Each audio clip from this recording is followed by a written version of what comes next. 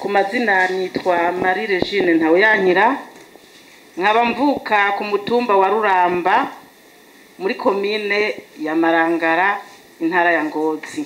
Ku vyerekeye ugwimo rwa Ntega na Marangara, reka duhere ku ntango. Jewe niga mu mwaka wa 5 w'amashuri mato mato, nukuvuga hari nko mu kwezi kwa 5 bavuze ngo mbega nta bihuha nta kivyariho.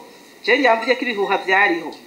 Mu kwezi kwa 5 regeze kumva abavye bavuga bati bajyango batangure gufata abantu bari ibigega vya leta.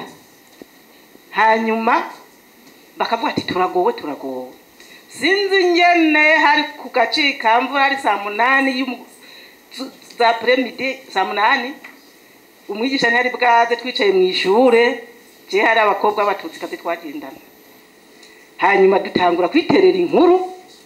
Hanyuma umukobwa yitwa Anastasia arambwira ati hewe mu kwezi k'8 hari igikoko kizoza kurya abahutu kandi nta numwe kizosigaza.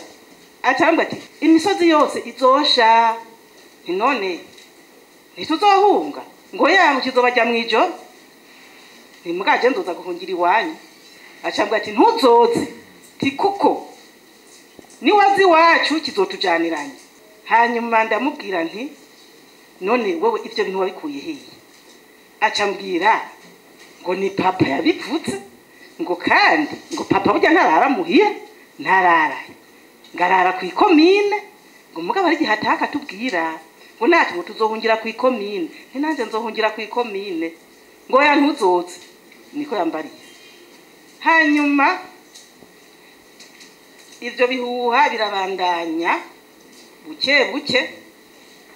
Ndibuka neza yuko mu kwezi kw'indwi haraje indege. Iyo ndege ntikwamye ko yari muri patrouille. Iyo ndege yarereye komine yose. Iyo ndege yagendera hagufi, tukayiraba n'abayirimo tuyitamarira. Hanyuma irisubira inyuma tangorana. Hanyuma mu kwezi k'8 hari tariki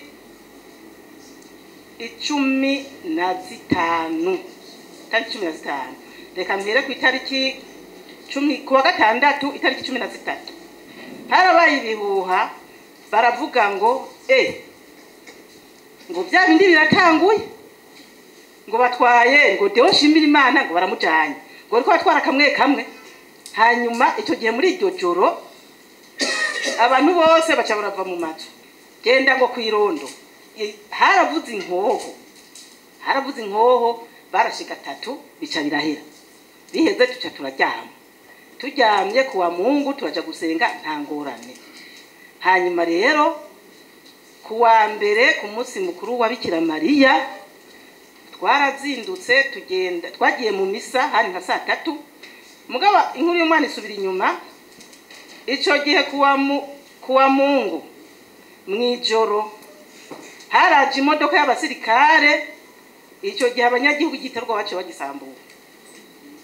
Tugiye gusenga kuwa mbere duca duhura na jomafu nyinshi z'abasoda zari 11 naraziharuye na blende zashika nko kuri 5 cyangwa 6.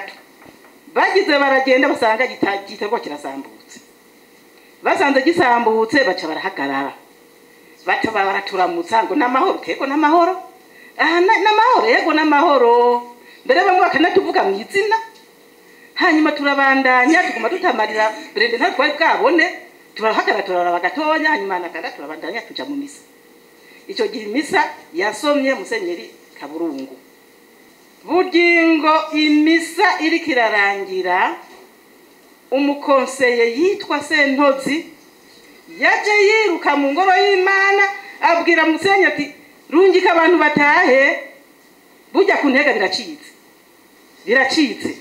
Twese tugira ubwoba. Musenyeri asohoye Ukaristiya atubwira ati nimushengerere Yesu kumbure baraza guturura. Turashengerera kanya gatonya hanyuma dutaha mugabo dufise ubwoba. Dushitse muhira niho bya bihuha byabandanya abantu bagira utugwitugwe utugwitugwi mugabo haza itegeko ntihagira abantu basubira kuza bagira utugwitugwi. Hanyuma ku munsi wa gatatu kuko kuwa kabiri twiriwe uko nta ngorane, abantu baja kurima nta kibazo, baraja ku kabare nta ngorane, kandi abantu nivyo bari babanye neza. Ku munsi wa gatatu niho haza izindi jomafu nyinshi ziraza, ibitarwa bari bamaze kubikora neza, turazibona n'amabrende zuzuye no hejuru. Jewe nifise musaza wacu acava muhira ngo agiye kuziraba, agiye ntiyagarutse, baciye bamufatira aho nyene cyo kimwe n'undi mugabo bari kumwe, baca bamubohera musi ya jomafu, baca baramuburuta mpaka apfuye, aca arapfa. Urumva turabimenya ko yapfuye, ubwo buca buraza mu bantu tinaka niwe bahereyeko, twese tuja mu kajamaja, na papa yari ku kazi yaciye ataha, tuca tuguma ngaho turatekereza kugira ngo turabe ibintu iyo biza gutahira. Hanyuma hageze nko mu masaha 9 niho indege yagaruka. Jewe indege yaje mpagaze musi y'inzu, irazi cyagufinya gose, tuyibona tunabari yo nuko tutari tubazi ko kuvuga ati ninaka kuko arababona. Hanyuma irabandanya, nyamba yaguye ku ikomine, nyamba yago nsinze aho yaguye. Hanyuma ico gihe buragoroba, papa twebwe atangiye kuvuga ati reka turamye ne twosaba ikiziga cy'uwo muntu tuzogihambejo, ariko ntibyashoboka. Bukeye abantu ntibagiye ku mirimo, twebwe ku mutumba mvako bagumyaho, twese twibaza ingene uwo muntu bazomuhamba. Saa 4 z'umutaga niho abasoda batwe tuba munsi y'umusozi baturutse ikiremba, bavuye ikiremba baduga Nyamugari, baca batwururukiramwo, baca bahera hejuru mu ruramba ko hejuru barica. Kandi twebwe ku mutumba mvako ntibatoranije, kuko abatutsi ntibahunze, bagumye hamwe, bagumana n'abahutu bisangirira kagwa. Sabatutsi babaho hantu bose barajyaniranye, baca baramanuka badushungurukiramo neza, barica bakuza ko n'indiri munda barayikurayo. Uruyoya ntibatinya kurutega bayonete, baratumanukiramo bye, barashika ahantu bahitse bajya ngo bashike ku gacimbiri k'iwacu. Niho nyokuru yaduga, nyokuru avuga ati yewe ibyo mbonye aho haruguru kare imisozi bikirasha hose baturiye, na uronka uhungira indege iguma ari indege. Hanyuma izunguruka baca baratwururukiramo, bashitsi iwacu baca bakoranya b'abantu bose, mwese ngo mwese ata muntu n'umwe avuyemo, nawe acarutse. Bagira ngo ni inama ba papa ngo nitwe batwica duhoriye ngo hari ibigega bya leta twari ko ntari ibigega bya leta twari mu ncama kusigaje iminota 20 mu misegonda 27. Ego ndyango mpeze. Hanyuma bahejeje ibwo nyene baca babajamwo, nukuri barabishe n'imva mwihoro, nta wacarutse. Nacyo n'Imana yanyegete ati nta binogo rusange bihari, hari ibinogo rusange byinshi cyane biriho, turazi naho biri, n'abarimo turabazi.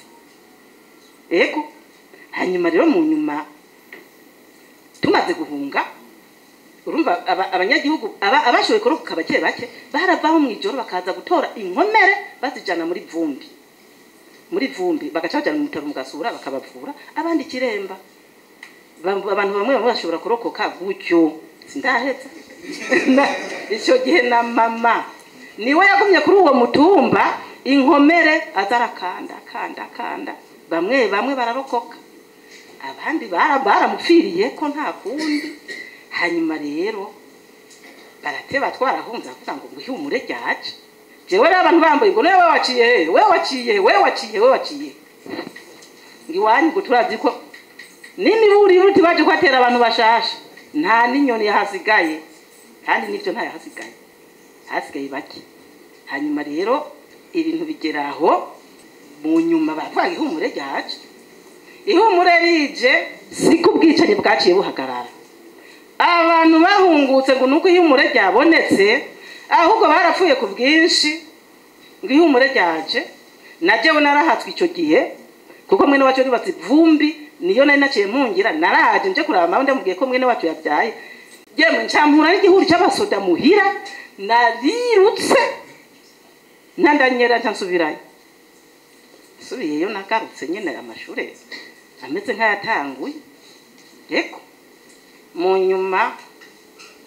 nyuma niho rero amashuri atanguye jo mpamvu y'abasoda usanze ku ishure batubwira ngo nimuze babahe imfashanyo y'amakaye baradutwaye tugeze ku ikomine duca dusanga ego abantu bari bamaze kubahamba mugabo hariho n'abari bakiri mu mashamba bapfiriyeyo niho twabona ibikona byinshi badudepoje ahantu hari hitwa ngo mu kinini yamakaye ntayo baduhaye ahubwo jewe narokowe n'umuntu yitwa mago niwe acampamagara n'undi mwana ngo ubu nyene ngo subira muhira uwo munabahaye amakaye ninda abandi bana sinzi yo barengeye ntavyo nzi jewe mugabo ico gihe twarashobe kurokoka nayo makaye tutayatahanye.